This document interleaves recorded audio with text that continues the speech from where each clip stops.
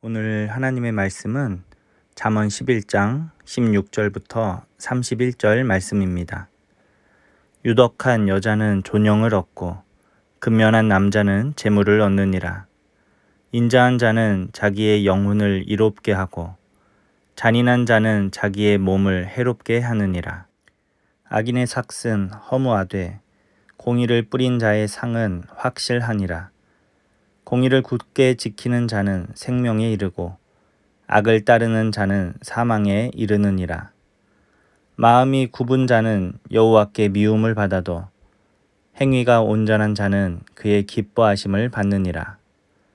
악인은 피차 손을 잡을지라도 벌을 면하지 못할 것이나 의인의 자손은 구원을 얻으리라. 아름다운 여인이 삼가지 아니하는 것은 마치 돼지 코의 금고리 같으니라. 의인의 소원은 오직 선하나 악인의 소망은 진노를 이루느니라. 흩어 구제하여도 더욱 부하게 되는 일이 있나니 과도히 아껴도 가난하게 될 뿐이니라. 구제를 좋아하는 자는 풍족하여질 것이요 남을 윤택하게 하는 자는 자기도 윤택하여지리라. 곡식을 내놓지 아니하는 자는 백성에게 저주를 받을 것이나 파는 자는 그의 머리에 복이 임하리라. 선을 간절히 구하는 자는 은총을 얻으려니와 악을 더듬어 찾는 자에게는 악이 임하리라.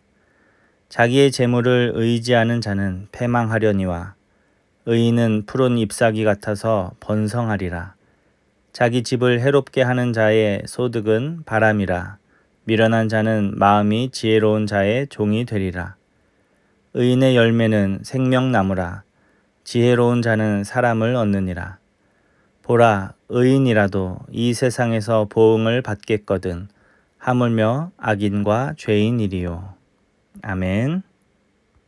오늘 말씀의 제목은 사람을 얻으라입니다. 오늘 잠언 말씀은 계속해서 의인과 악인을 대조하면서 우리에게 의로운 삶이 무엇이고 지혜로운 삶이 무엇인지를 말하고 있습니다. 먼저 16절부터 21절까지 말씀은 공의를 행하는 자와 악을 따르는 자에 대한 이야기를 합니다. 공의를 행하고 하나님 앞에서 정직한 삶을 살며 행위가 온전한 사람은 하나님께서 기뻐하시고 또 그들이 구원을 얻게 된다라고 성경은 말합니다. 그러나 반대로 악을 행하면서 다른 이들에게 잔인하게 하고 마음이 굽은 채로 살아가는 그 사람들은 하나님의 미움을 받고 벌을 면하지 못한다라고 오늘 성경은 말합니다. 이처럼 잠언은 계속적으로 지혜가 우리의 삶과 아주 밀접하게 연결되어져 있고 또 그 지혜는 하나님을 경외함으로 우리의 이웃들을 사랑하고 존중하며 더불어 화평하는 것이 바로 지혜다라고 이렇게 말하고 있는 것입니다. 우리는 누구나 멋진 사람이 되고 싶어 합니다. 사람들에게 잘 보여지기를 원합니다. 그런데 어리석은 사람들은 자신의 내면을 지혜로 채우지 아니하고 겉모습만 치장하는 데에 힘을 씁니다. 오늘 성경은 그 모습이 마치 돼지 코의 금고리 같다라고 말하는 것입니다. 돼지가 아무리 아름다운 액세서리로 자신을 치장해도 세상의 그 누구도 그것을 아름답다라고 말하지 않습니다. 무엇을 말하는 것입니까? 겉으로 보여지는 그런 것들도 중요한 것이겠지만 더 중요한 것은 우리의 내면을 하나님의 지혜로 채워서 하나님 보시기에 정말 아름다운 사람들이 되어져야 한다라는 것입니다. 사랑하는 우리 모든 성도님들이 하나님의 지혜로 내면을 채워서 하나님 보실 때 아름다운 주님의 자녀들이 다 되시기를 간절히 바랍니다. 본문 24절부터는 이제 재물과 또 구제에 대한 이야기를 하고 있습니다. 지혜로운 자는 땀 흘려서 열심히 일하고 그것으로 말미암아 얻은 그 소득을 많은 사람들과 나누는 사람입니다. 왜냐하면 하나님께서 자신에게 맡겨주신 그것들을 이웃들과 나눌 때 하나님이 그들에게 복을 주시기 때문입니다. 25절 구제를 좋아하는 자는 풍족하여질 것이요 남을 윤택하게 하는 자는 자기도 윤택하여지리라. 우리는 나에게 있는 것을 다른 사람들과 나눌 때 나의 것이 적어질 것으로 생각합니다. 그리고 내가 다른 사람들과 나누지 않고 아끼는 만큼 우리는 부자가 될 것처럼 생각합니다. 그래서 때로는 나에게 있는 것들을 나눠주기가 참 어렵다라고 그렇게 생각될 때가 있는 것을 경험합니다. 그런데 성경은 그렇게 말하고 있지 않습니다. 24절에도 이렇게 말하고 있습니다. 흩어 구제하여도 더욱 부하게 되는 일이 있나니 과도히 아껴도 가난하게 될 뿐이니라. 그러니까 하나님께서 맡겨주신 그것들로 이웃들에게 나누었을 때 오히려 부하게 되고 또 자신에게 있는 것을 과도하게 아꼈을 때 가난하게 되기도 한다라는 거예요. 이것은 하나님께서 우리에게 주신 삶의 원리입니다.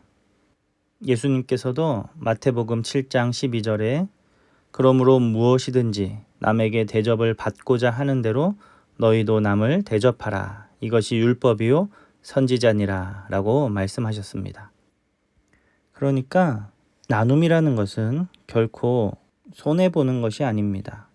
도리어 하나님이 주신 복은 나눔을 통해 완성이 됨을 우리는 오늘 말씀을 통해서 깨닫게 되는 것입니다.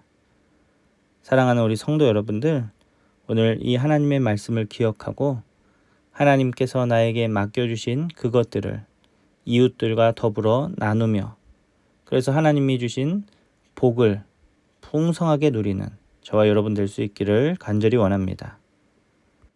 그러면 이렇게 해서 결국 의인이 얻는 것은 무엇입니까?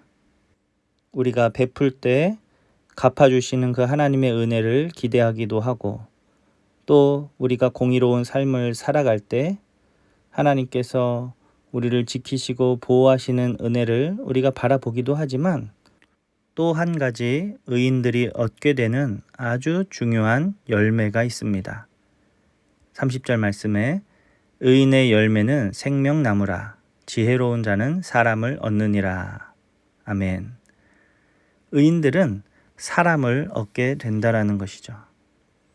다른 이웃들에게 사랑과 존중으로 대하고 또 나에게 맡겨주신 것들을 더불어 나누면서 그들과 함께 할 때 이 의로운 사람들은 사람들을 얻게 된다는 것입니다. 우리가 이 땅을 살 때 사람을 얻는다는 것은 굉장히 중요한 일입니다. 왜냐하면 세상의 그 어느 누구도 홀로 살아갈 수 없기 때문에 그렇습니다. 지금은 내가 강한 것 같고 또 힘이 있는 것 같아도 또 언젠가는 다른 이의 도움을 필요로 할 때가 분명히 있다라는 것입니다. 그때 든든한 동역자가 내 옆에 서 있다라면 얼마나 힘이 나겠습니까? 예수님께서는 불의한 청지기의 비유를 말씀하시면서 그가 불의의 제물로 사람들을 얻었던 것을 지혜롭다라고 말씀하셨습니다. 그러니까 지혜는 약삭빠르게 나의 이득을 챙겨가면서 그렇게 살아가는 것이 아니라 베풀고 나눔으로 사랑하는 이를 내 옆에 두고 동역자로 함께 살아가는 것, 이것이 바로 지혜인 것입니다. 오늘 이 말씀을 우리 가슴에 새기고 사랑하는 우리 좋은 교회 모든 성도님들이 바로 이러한 믿음의 동역자들이 되어서 함께 더불어 사랑하며 살아가는 우리 모두가 될 수 있기를 간절히 바랍니다. 31절 말씀에 보니까 지혜의 말씀을 붙잡고 살아가는 그 사람들은 이 땅에서 보응을 받는다 라고 말하고 있습니다. 하나님께서 우리에게 복을 주신다 약속하시는 것입니다. 오늘 이 말씀을 우리가 기억하며 서로 사랑하며 섬기는 우리 좋은 교회 모든 성도님들 다 되시기를 간절히 바랍니다. 기도하겠습니다. 하나님 아버지 감사합니다. 오늘 말씀을 통해 지혜가 결국 사람을 얻는 것임을 깨닫고 배우게 하시니 감사드립니다.